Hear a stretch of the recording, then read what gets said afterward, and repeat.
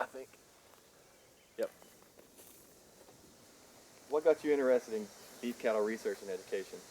Well, I grew up really around cattle and livestock production in East Tennessee on my grandparents' tobacco and beef cattle farm. So really from an early age, I was very interested in livestock production and all the things that go into it.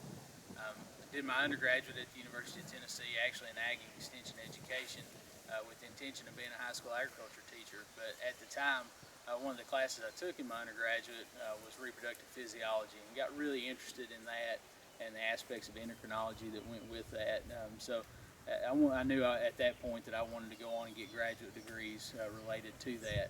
So from UT, I went to the University of Kentucky and did a master's that was very applied in nature.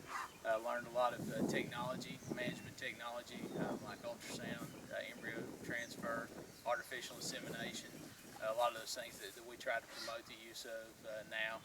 And then really at that point is when I developed the desire to be an extension specialist, and I knew that's what I wanted to do for a career. But I knew to be able to do that, I needed to be better rounded and more rooted in basic science and in bench type science. So from Kentucky, I went to West Virginia University and got a PhD in reproductive endocrinology and physiology, and really learned more about the molecular techniques and how the science that we translate into management practices is generated. And that was my intention, again, to be able to translate that basic science into something that we can use on the farm to make more money. What's one of the most interesting research projects you're currently working on? I think our most interesting research project that I'm directly associated with is a project revolving around what we call fetal programming. And really what that is referring to is what happens to the cow and how that affects the calf that she's carrying at that time. The way we're looking at it is through third trimester supplementation of the dry cows, just the 3 months prior to them calving, and look at different supplementation strategies and how that affects that calf when it hits the ground, all the way through, if it's a heifer, her first pregnancy, and for steers, feedlot performance and health, and even their carcass value.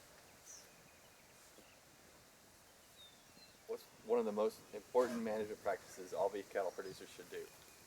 I think if you want to pick just a single management practice that I think would be most important, and being a repro guy, of course I'm going to pick something like that, but I would say the single most important management practice would be having a defined calving season and as tight a calving season as you possibly can have.